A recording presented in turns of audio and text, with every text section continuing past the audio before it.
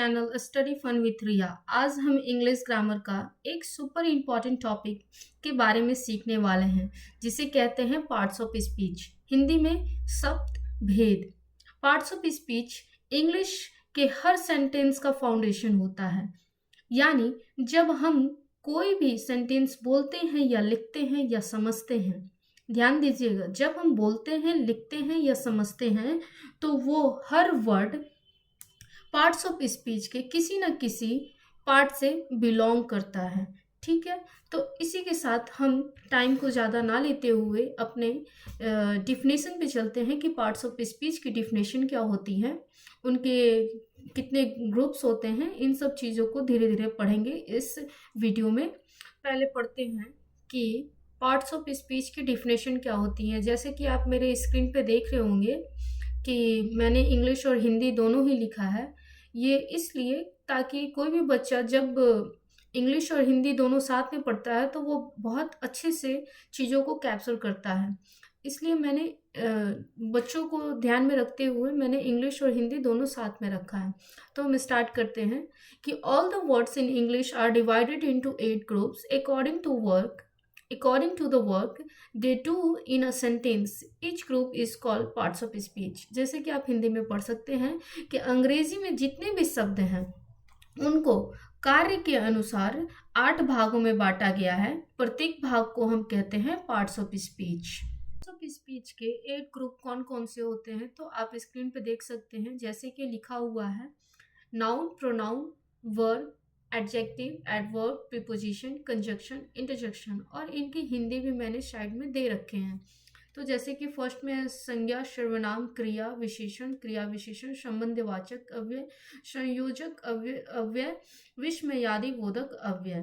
तो इसी के साथ हम डिटेलिंग में छोटा छोटा करके चीज़ों को डिफाइन करेंगे और उनके एग्जाम्पल्स लेंगे और एक सेंटेंस भी बनाएंगे ताकि हम उससे और भी अच्छे से समझ सकें।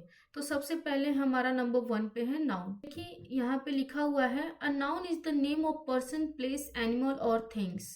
नाउन क्या होता है, संज्ञा क्या होता है, तो किसी व्यक्ति, स्थान, जानवर या वस्तु के नाम को हम संज्ञा कहते हैं। जैसे एग्जाम्पल में है Riya, Mary, Ravi, boy, girl, doctor, dog, cat, Patna, Delhi, school, chair.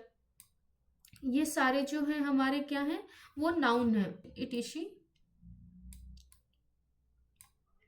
अब इसी से एक एग्जाम्पल लेते हैं। जैसे कि यहाँ पे दिया हुआ है नेम ऑफ पर्सन। तो नेम ऑफ पर्सन मतलब कि किसी पर्सन, व्यक्ति का नाम। जैसे रिया हो गया, मैरी, फिर रवि, प्लेस तो जगह का नाम दिल्ली, पटना, फिर एनिमल तो कैट, डॉग, फिर थिंग्स तो चेयर होते हैं। Riya goes to school with her books. Riya अपनी किताबों के साथ स्कूल जाती है। तो इसमें नाउन कौन है, तो रिया है, क्योंकि ये क्या है, पर्सन है। ये डिनोट करती है पर्सन को। ठीक है, अब देखते हैं तो इसमें बुक्स जो होंगे वो भी क्या होंगे, नाउन ही होंगे, क्योंकि ये क्या है, थिंग्स है। तो इसी तरह हम नाउन, प्रोनाउन क्या होते हैं, तो a pronoun is a word used in place of noun. मतलब कि नाउन के बदले प्रयोग किए जाने वाले शब्द प्रोनाउन कहलाता है। जैसे कभी कभी हम सेंटेंस बनाते हैं तो आप देखते होंगे कि कोई नाम होता है वो बार बार रिपीट होता है, तो उसी रिपीटेशन को रोकने के लिए हम लोग प्रोनाउन का यूज करते हैं। ठीक है, तो यहाँ पे लिखा है रिया इज माई फ्रेंड। रिया मेरी दोस्त है। सी इज काइंड। तो अब क्या होता है, हम कभी कभी सेंटेंस बनाते हैं तो Riya is my friend, Riya is kind, बार बार रिपीटेशन से इसको इग्नोर करने के लिए हम यूज करते हैं प्रोनाउन, जिसमें क्या है आई, वी, इट, यू, शी, ही, दे, ये सब क्या होते हैं, प्रोनाउन के एग्जाम्पल होते हैं। अब नेक्स्ट है हमारा verb. A verb is a word which shows an action, state और पोजीशन। वर्ब क्या हमें शो करता है, तो देखिए वर्ब उस शब्द को कहते हैं जिससे किसी कार्य के होने, मीन्स कार्य के होने का मतलब कोई एक्शन होता है। दशा स्टेट को बताता है, इसे हम स्थिति भी कहते हैं। स्वामित्व, स्वामित्व मतलब होता है इंग्लिश में पोजीशन, और हिंदी में हम जिसे अपने लैंग्वेज में अधिकार भी बोलते हैं, का बोध हो, उससे हम कहते हैं वर्ब। क्या कहते हैं, वर्ब। तो do, play, do, go, read, am, is, are, has, have, had and so on, बहुत सारे होते हैं। तो अब इसी को लेकर के एक एग्जाम्पल बनाते हैं। जैसे कि यहाँ दिया हुआ है दे प्ले फुटबॉल। नाउ अब एडजेक्टिव, जिसे हम कहते हैं हिंदी में विशेषण।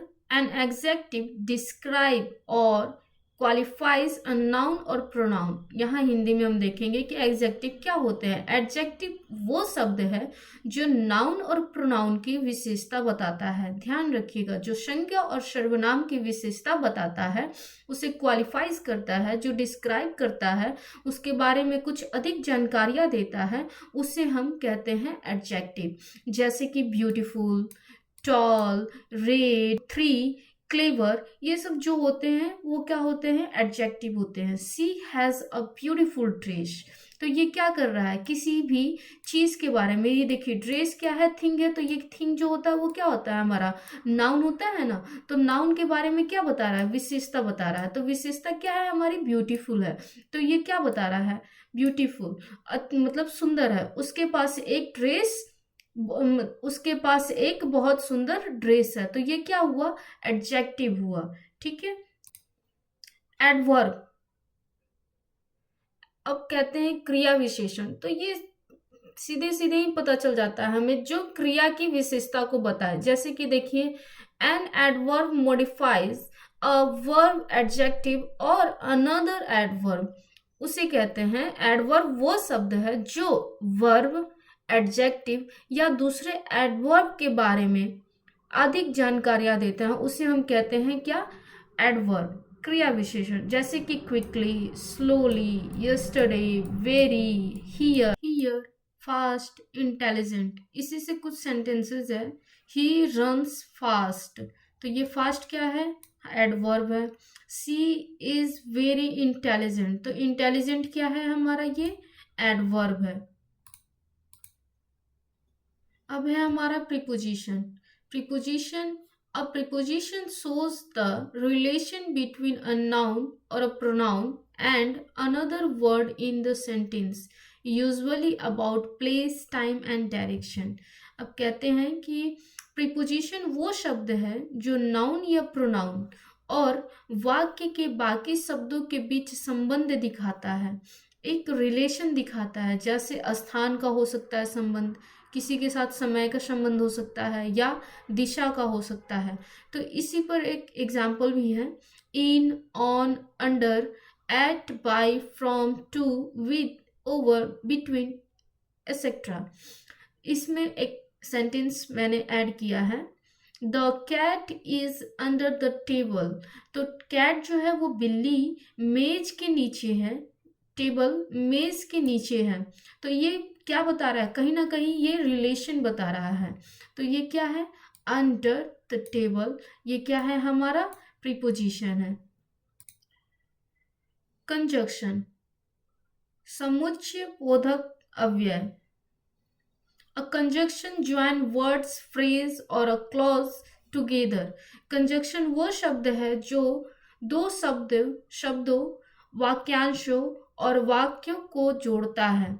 एग्जाम्पल में है जैसे एंड, बट, और, बिकॉज, ऑल्दो, इफ, व्हेन। इसी से हम एक सेंटेंस भी देखते हैं, जैसे कि लिखा हुआ है I like Apple and bananas. ये क्या कर रहा है, एप्पल और बनाना को क्या कर रहा है, बीच में कंजक्शन कर रहा है, मीन्स ये जोड़ रहा है। तो ये क्या जोड़ रहा है, दो वर्ड्स को जोड़ रहा है। जैसे कि एप्पल भी एक वर्ड ही है और बनाना भी एक वर्ड ही है। तो मुझे सेब और केले पसंद हैं। नेक्स्ट है हमारा इंटरजेक्शन, विस्मयादि बोधक, जो हमारा कहता है कि an interjection expresses strong and sudden emotion like joy, surprise, pain और सॉरो। कह रहा है कि खुशी को बताता है, आश्चर्य मतलब कि कोई चीज़ें सुनते हैं ना तो अचानक आश्चर्य शो करता है, पेन दर्द को बताता है, सौरो दुख को बताता है। जैसे कि देखिए यहाँ पे लिखा हुआ है, इंटरजेक्शन वो शब्द है जो अचानक हुई भावना या अनुभव को दिखाता है, जैसे खुशी, दुख, आश्चर्य आदि। जैसे कि एग्जाम्पल दिया गया है, wow, hurray, oh no, अल्लास, ouch. Wow खुशी के लिए यूज होता है, हुर्रे खुशी के लिए यूज होता है, ओ नो सैड के लिए, दुख के लिए होता है, अल्लास दुख के लिए होता है, और आउच ये क्या होता है, पेन को बताता है। जब हमें कभी भी चोट लग जाती है तो हमारे मुंह से निकलता है आउच, तो ये क्या होता है, पेन को बताता है। इसी से कुछ सेंटेंसेस है, जैसे कि वाओ यू डिड इट, क्या, वाह तुमने कर दिखाया, अल्लास ही फेल्ड द टेस्ट, हाय वो परीक्षा में असफल हो गया। इसी के साथ ये वीडियो यहीं पर खत्म होता है। अगर आपको ये वीडियो हेल्पफुल लगी तो आप इसे लाइक करें, सब्सक्राइब करें, और मैं रिया मिलती हूँ नेक्स्ट वीडियो में।